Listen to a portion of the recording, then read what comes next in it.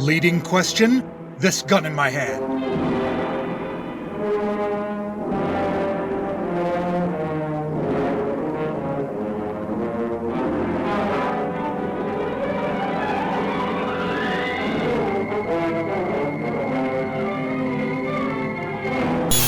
It was a day of events in Parabellum City. Normality ensued. Falk Zildjian could not be dominated at this time. He was virtuous and factual, and he carried a gun. In his immediate vicinity were urban details.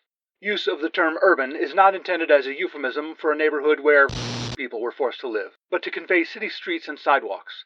The stores had walls. Are you feeling okay, Bill? Of course, never better, Falk, I replied to indicate that the preceding voice was that of Falk Zildjian. So I'm just on patrol, I guess. Looks like this could be an alley in Hex Pantry. We now join already in progress Falkjan, mid-firefight with a criminal who calls himself Bad Guy Good Sport. What? You win this time, Zildjian, but I'll triumph in the end. Just kidding, that was well played. Howard Castle here, WPBC Sports Desk. What went wrong out there, Good Sport? Howard, I think I was ready for this match. I had my head in the game. I came out strong, but every game has unknown factors. I could have handled Zildjian no problem, except toward the start of the fight, that civilian walking down the sidewalk happened to be carrying a 2x4, and he got off a solid shot to my temple. After that, there wasn't much I could do to catch up. But he played it fair. I can't fault Zildjian for anything he did. Living up to the gimmick within your villain name, Bad Guy Good Sport. Although it's hard to see how you could build a career around that particular gimmick. It's a case where the journey is more important than the destination, Howard. I'd rather go out there, have a good time, and lose than drive myself crazy worrying about the outcome. You know, beating myself up when things don't go my way. So, what are we doing here, guys? I'm taking Bad Guy to the Verf Street police station, or... Whoa, I'm on a train now. Could somebody warn me when you're going to do that? Judging by the passengers wearing bonnets or handlebar mustaches, they must be shooting a Western picture in Parabellum City. Maybe this gentleman with the feathered white hair and neatly trimmed beard and mustache can help. Excuse me, sir? Can you tell me where we're headed? You're on a train bound for nowhere. Would you care to pass the time with a round of cards? No, Suddenly I'm so tired. I feel like I'm too tired to sleep. You ever get that feeling? More and more these days. Nobody's sitting next to you, are they? No. Be my guest. Son, I've made a life out of reading people's faces.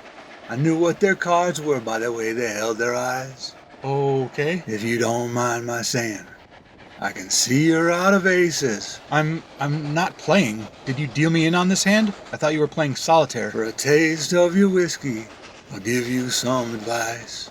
I don't drink, sir. That's not a flask in my pocket. What is that in your pocket? Actually, I don't know how it got there. I never put it in my pocket. Well, it's out now. What is? This gun in my hand. If you're gonna play the game, boy, you got to learn to play it right. Games of chance really don't appeal. You got to know when to hold them. Right, but I know when to fold them. Why don't I just let you go ahead and say your piece? Know when to walk away. Know when to run. Are you threatening me? You never count your money. Ah! Okay, it's okay. Something is transporting me to different times and places for no apparent reason. I can get through this, as long as I don't run into Madison Standish. I can't see anything. No problem. I've been in dark spaces before. I can keep my cool. This is not darkness imprisoning me. I would not say all that I see is absolute horror, because I can't see anything. Now, okay, I think I see the sun coming up. I can see a glow over the edge of a line of mountains. If I just wait a minute... Sure, it's a little brighter now. I see flat fields between me and the mountain range. Golden brown fields. Amber waves of... My God, it's writhing! That's not grain or wheat waving in the wind. That's hamsters, as far as the eye can see.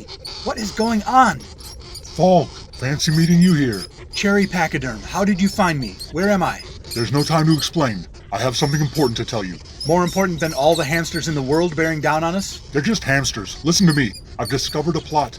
Of course you have. Elephants hiding in cherry trees? Don't be obtuse. Look, I've been studying the radio shows of Jimmy Card Sense Barnes. Yes, the debonair master of espionage and gambling who constantly foils the plans of international spies and saboteurs when he's not making time with the ladies. What about him? Hurry up. The hamsters are almost on us. They're conveying secret codes through his radio show. You think the words they choose on that show have hidden meanings? Or do you mean there's a carrier wave that rides along on the usual radio signal but holds an entirely different message? No, it's more insidious than that. Every time he gets together with a lady, he kisses them. Then he trades gunfire with bad guys. He shoots and kills them, right? Every episode can be broken down into a number of kisses and kills. Get to the point. The kisses are dots. The kills are dashes. It's Morse code. Kiss, kiss, kiss, kill, kill, kill, kiss, kiss, kiss. You're saying they take a month of episodes to send an SOS? Yes. Drowning under a tsunami of hamsters will be a relief at this point. We're all hamsters here.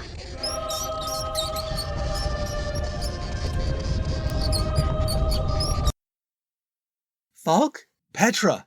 Thank God, I was having some kind of dream, or I've been dosed with hallucinogenic gas again. I keep moving through nonsensical scenes. There was a shootout, then an old-timey train, then an ocean of hamsters swarming toward me while Cherry Pachyderm told some cock and bull story. Then he turned into 50 hamsters standing on each other's shoulders in a red costume. Well, that's all over now. We're at the Verf Street Cafe and there are no rodents in sight. Still the best place in town for Earl Grey. Falk, I asked you to meet me here so I could tell you about a robotic infiltrator who's still on the loose. Go on. It's one of the clerks I work with at the county building. Jeanette used to be a layabout and a gossip monger, but lately she's been doing 4 times as much filing and typing as she used to. Instead of gossiping all day, she overhears people's questions and gives helpful, concise answers. I started going to her with all my problems. I discovered she was actually a robot, but the robot Jeanette is more reliable and efficient than human Jeanette ever was. Are you doing a commercial for robots right now? Working it into the storyline of the show? No, why would you think that? I'm just saying maybe you were too quick to judge those robots. Maybe they're not all bad. Petra, not you too. No! If you feel that strongly about having a commercial, Falk, we can have one. Roasting a chicken or other fowl is delightful when the cooking is deciduous, but no one wants a soft bird. That's why women who want to successfully perform their femininity do so by filling the bird's cavity with Tove-stop tuffing. That's one tough bird. Correct, Billiam. If your sharpest knife can't cut it, you know it was roasted with Tove-stop tuffing. Today, it is for you. Before we rejoin the story, I'd like to thank the patrons who support This Gun in My Hand financially, especially the following list of supporters at the 2 bits per month and above tier. They are... We now return to Holiday Road of Potholes, episode 14.3 of This Handy Gun. So I says to the guy, that's not petroleum jelly, that's rubber cement. Gary, what's going on with this episode? You mean having 2 commercials? We gotta squeeze in more sponsors whenever we can, Falk. There's still a depression going on. I counted 3 commercials. Never mind, that's not what bothered me. What then? I mean all this. Disconnected, disjointed stories, the plot veering off in a new direction every 60 seconds, random noises. Bill is all over the place. He couldn't even get the episode title right. That line you just read about petroleum jelly, I could hear the semicolon in there. Nobody can hear a semicolon. You've been reading too much Bronte Sisters. And what animal's digestive system produced that musical sting after my catchphrase? Nothing to worry about, folk. We're just keeping things lively. Keeping listeners on their toes. Don't give me that. Did you hire a clown to write this episode? Or a sadist? Is this an experiment in Dada? Whoa, I told that lady, the kid is not my son. And I didn't hire nobody. You wrote it yourself? I thought you would have picked up some storytelling skills by now. This is just incoherent. Everybody's a critic. I didn't write it.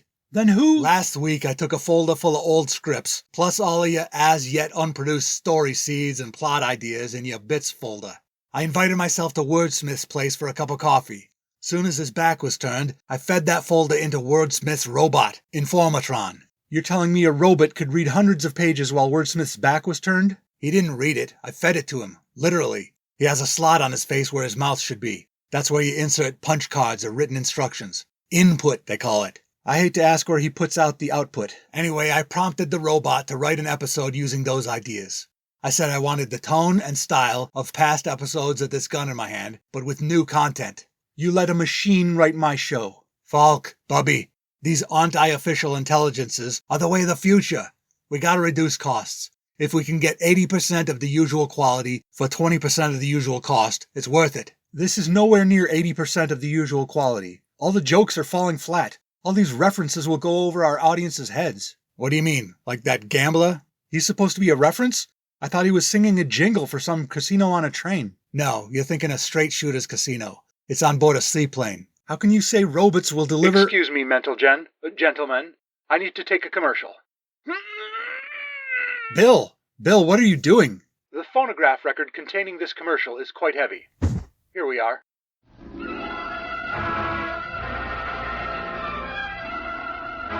Coming in 1940 to Minced Oats Playhouse, from the executive hairdresser who brought you Ladders on a Stage, comes a sweeping 4-part drama exploring the universal experiences in every man's life. Youth. That mean old banker, Mr. Unch, is going to foreclose on the farm. Oh no, what'll we do? Hey kids, let's put on a show. Yay! All right. Oh boy. You said it, brother. Coming of age. What I mean to say, Gloria, is, will you do me the honor of having a committed asexual relationship with me for the rest of our lives? Oh, Johnny, I don't even know what sex is. Ha ha ha ha ha. You've made me the happiest. No, I mean, I'd like to hear your explanation of what it is. Oh, well, my understanding is when a mommy and daddy really love each other. Middle age. Froggy, I need your help. What is it, Johnny? We're getting the band back together. And the declining years. I told you, Ben, I'm retired. Is that so? And how are you and Gloria going to live out your declining years on that pittance you made with the band? All right, one last job and then I'm out of this racket for good. An epic tale spanning a generation. 1940's most anticipated radio drama, Our Township.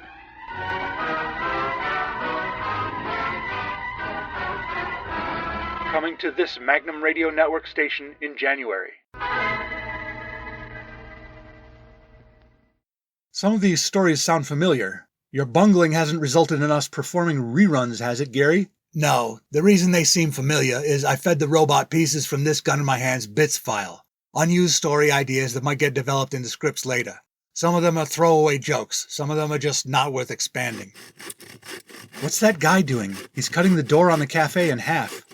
Don't mind me. I need to make a cantilever for my Dalmatian so he can get back to Capistrano and swallow the swallows. Is there anyone around here who makes sense? This is your future, or you're fired. Gary, I never noticed before how vulgar these robots can be. Did you see this line later in the script? Patty's supposed to say, "The Mothman ate my entire blankety-blank at a Denny's." Who talks like that? What does it mean? I see it, Falk. Look, there's a double dash at the end of that line.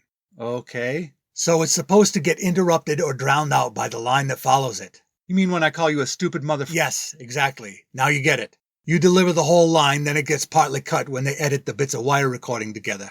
Fine, but explain this. The last 2 pages of the script are about me having a confrontation with Regina, the queenpin of crime. But she rips off a mask to reveal she's actually Petro Wojciechowicz. Now what kind of broken idiot machine would suggest such a foolish thing? That's not as wild as you think. Have you ever seen the two of them in the same place at the same time? This is Petro we're talking about. I'll grant you there's been a few hiccups in the flow of this episode, but get a load of this bit at the end. I think it makes the whole thing worthwhile. What bit at the end? The part where you say...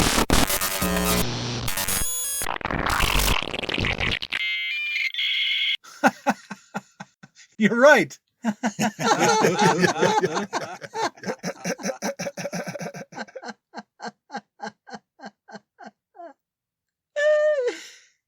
I don't get it.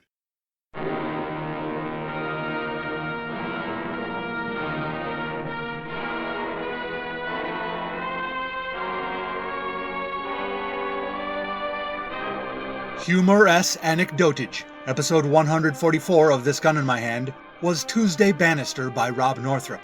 This episode and all others are available on YouTube with automatically generated closed captions of dialogue. Visit thisguninmyhand.blogspot.com for credits, show notes, archives, and to buy my books, such as Sisyphus Eat Your Heart Out, available in paperback and ebook from Amazon. What if Cantina Pickle Destiny? That gun right there!